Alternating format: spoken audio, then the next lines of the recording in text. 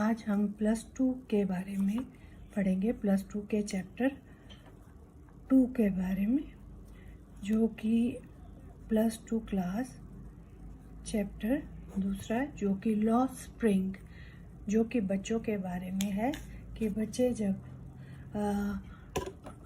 गरीबी की हालत में रहते हैं तो वो किस तरह की स्थितियों में होते हैं।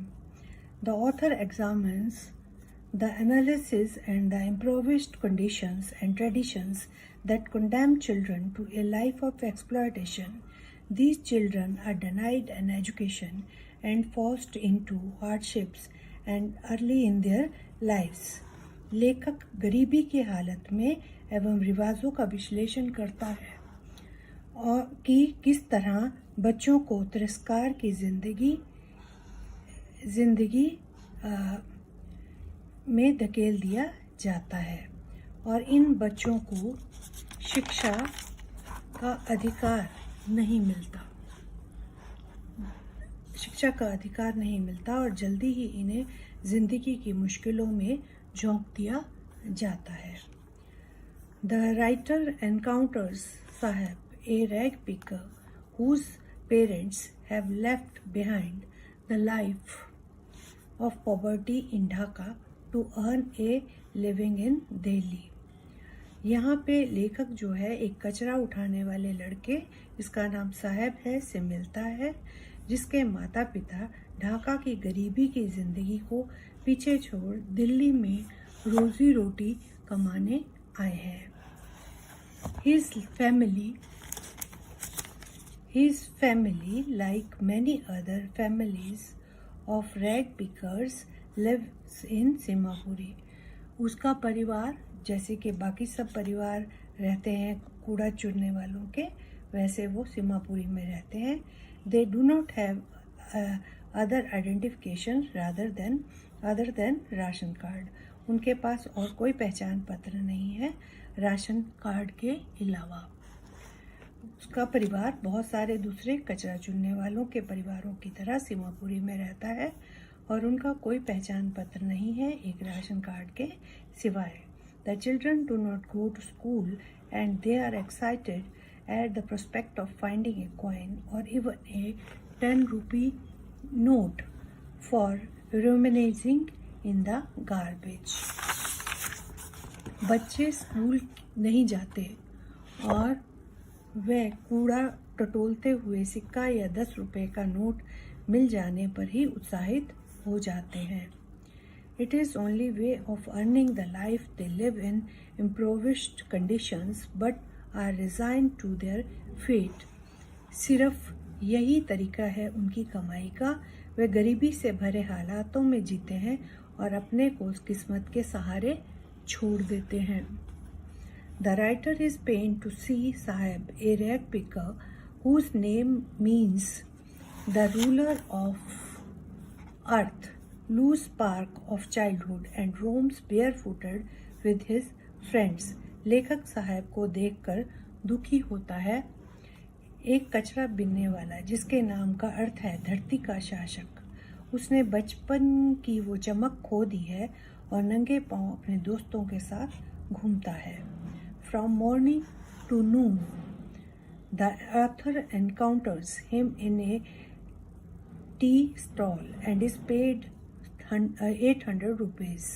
He sadly realizes that he is no longer his own master and his loss of identity weighs heavily on his shoulders. सुबह से दोपहर तक लेखक उसे एक चाय स्टॉल पर मिलता है और वहाँ उसे 800 रुपये मिलते हैं। वह उदास मन से महसूस करता है कि वह अब अपना मालिक नहीं रहा। वह उसकी पहचान का खोना उसके नाजुक कंधों पर काफ़ी भारी जान पड़ता है। The author then tells another victim, Mukesh, who wants to be a motor mechanic, hailing from Firozabad, the center of India's Bengal making and glass blowing industry. He has always worked in glass making industry. लेखक एक दूसरे बेचारे बच्चे के बारे में बताता है जो मोटर मैकेनिक बनना चाहता है, जो कि चूड़ी एवं कांच से बनने वाली चीज़ों के उद्योग का केंद्र है और उसने हमेशा इस चूड़ी बनाने वाले उद्योग में काम किया. His family, like the others, there do not know that it is illegal for children to work in such close proximity to furnaces in such high temperature. उसका परिवार दूसरे परिवारों की तरह नहीं जानता था कि इस तरह भट्टी जिसका इतना तेज उच्च तापमान है के पास बच्चों का काम करना गैर कानूनी है.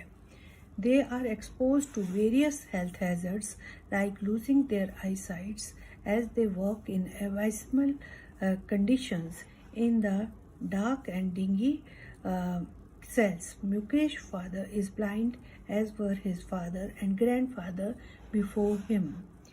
वे बहुत से स्वास्थ्य संबंधी हालातों का सामना करते हैं, जैसे कि दृष्टिहीन हो जाना, क्योंकि वे बहुत घटिया हालात में अंधेरी और गंदी छोटी छोटी कोठरियों में काम करते हैं और मुकेश के पिता और उसके दादा की तरह ही अंधे थे. They lead a hand to mouth existence as they are caught in vicious web of the moneylenders, middlemen, police and the tradition. वे जितना कमाते हैं उतना ही खाते हैं. इस तरह कर्ज देने वालों, बिचौलिए, पुलिस और रिवाजों के बद्दे चक्र में वे फंस गए हैं. ये पूरी इस कहानी का सार है, इस चैप्टर का सार है. So burdened are the bangle makers of Firozabad that they have lost their ability to dream, unlike Mukesh who dreams of driving a car.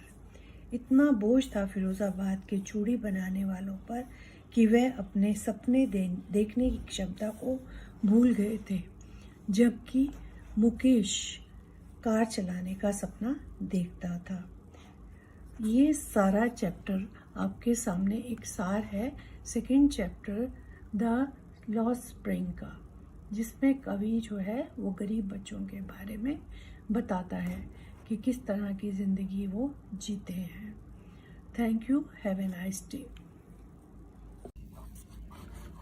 Hello friends, let us learn about the question answer of the second lesson the lost spring. आओ अब हम पढ़ते हैं दूसरा जो chapter है आपका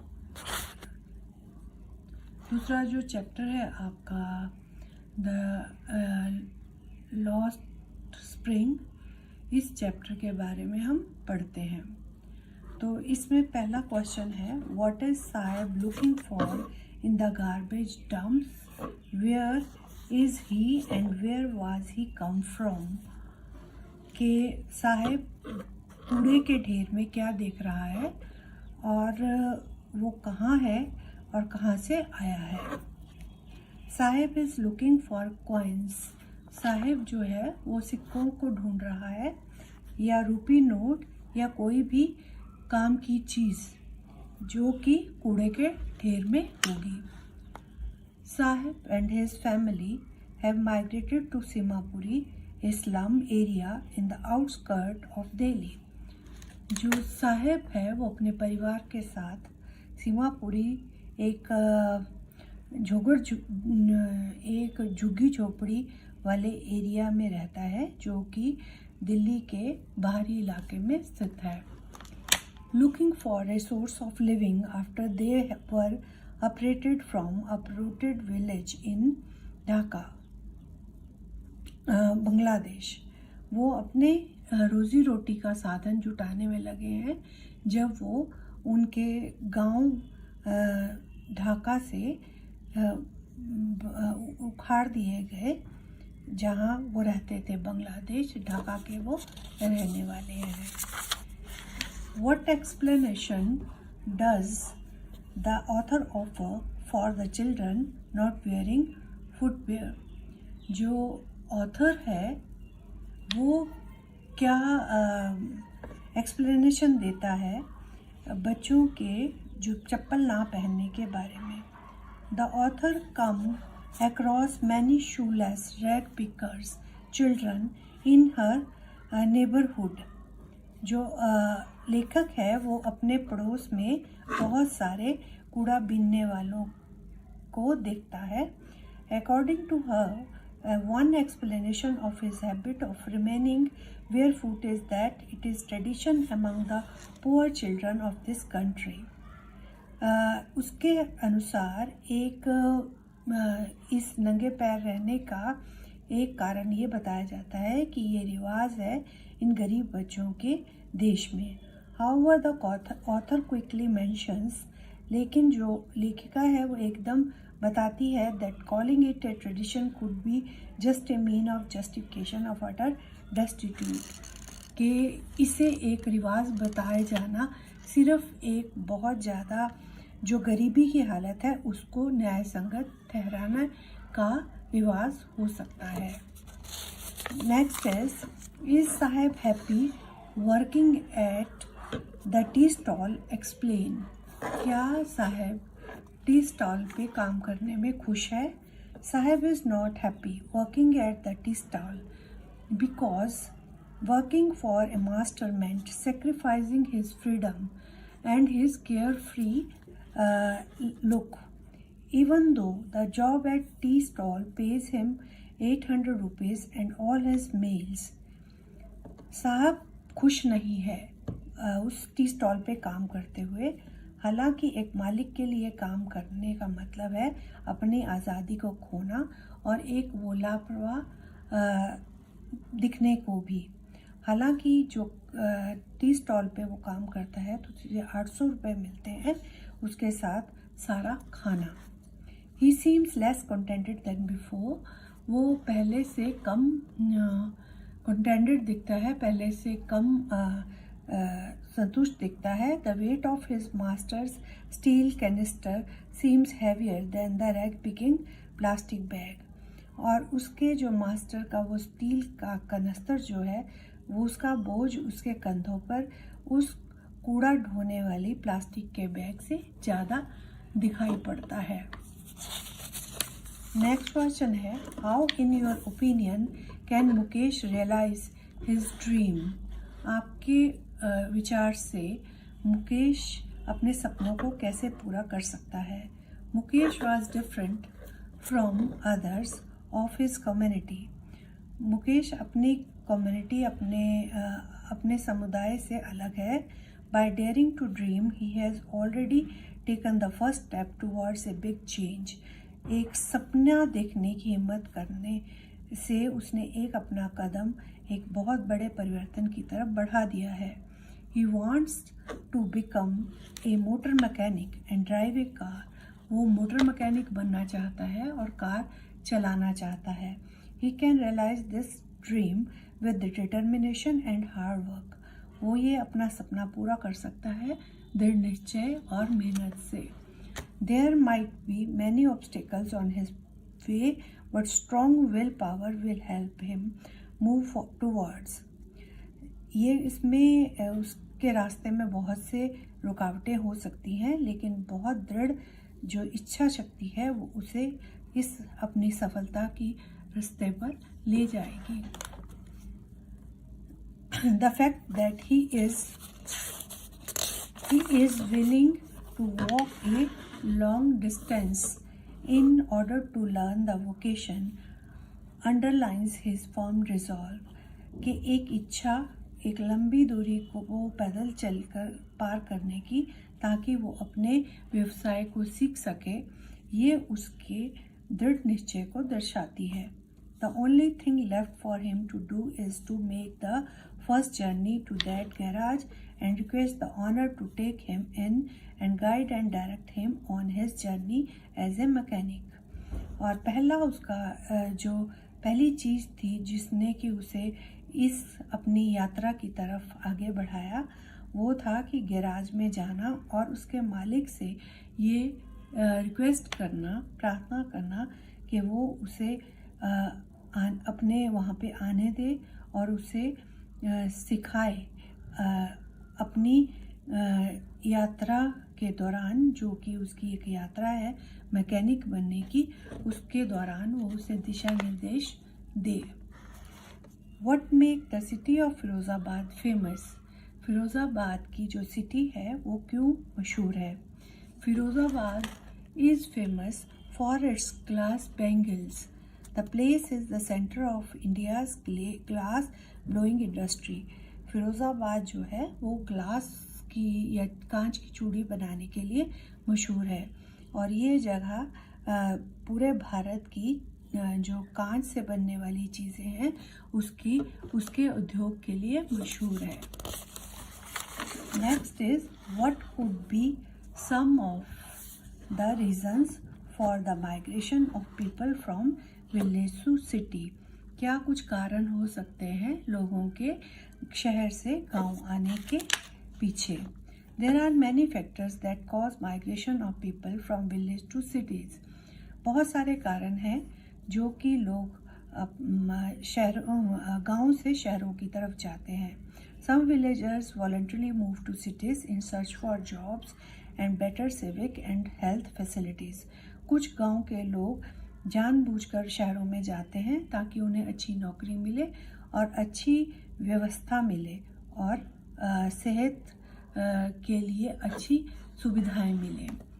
Others are forced to migrate when natural disaster like flood, storm, drought, famine, etc. destroy their houses and properties.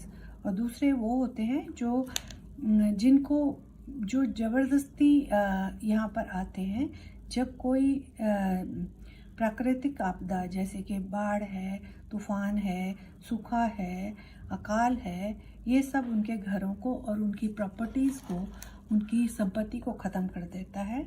History has record of large scale migration caused by Wars. और हिस्ट्री में, हमारे इतिहास में बहुत सारी ऐसे घटनाएं हैं जबकि माइग्रेशन हुआ है, लोगों ने अपना स्थान छोड़ा है युद्ध की वजह से। Also many villagers who are better off than others manage to send their children to study in the cities. और दूसरे बहुत सारे गांव के लोग जो कि दूसरों से ज़्यादा अच्छे होते हैं, अमीर होते हैं, वो अपने बच्चों को शहर में पढ़ने के लिए भेजते हैं। In the lesson Lost Spring, Sahib and his family migrates to Simapuri from Dhaka after their houses were destroyed in storm. और इस लेसन में, इस सबक में, लास्ट स्प्रिंग में साहेब और उसका परिवार सीमापुरी आते हैं ढाका से, क्योंकि उनके परिवार जो है वो, उनके घर जो है वो बर्बाद हो गए हैं तूफान की वजह से। Thank you, have a nice day. Hello students, it is in continuation of the previous video about the question answer of the Lost Spring. The next question is, what forces conspired to keep the workers in Bengal industry of Firozabad in poverty? कि कौन सी ताकतें थी जो मजदूरों को Bengal industry में गरीबी में रहने पर मजबूर करती थी? The unfavorable social and legal systems, the deceptive middlemen and their own sad destinies keep the workers in Bengal industry of the Firozabad in perpetual poverty.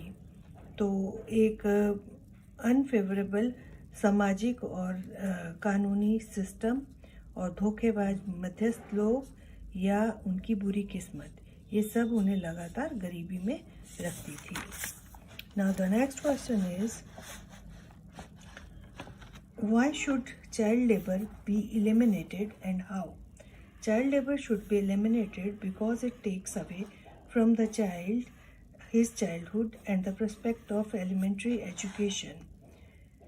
जो बच्चों की जो मजदूरी है उसे ख़त्म कर दिया जाना चाहिए, क्योंकि ये उनका बचपन छीन लेता है और जो एक प्रारंभिक शिक्षा होती है उसका एक मौका भी उनसे छीन लेता है। Moreover, since The child labor are cheap and consequently engaged in hazardous and dangerous employment. They are often vulnerable to mental and physical illness.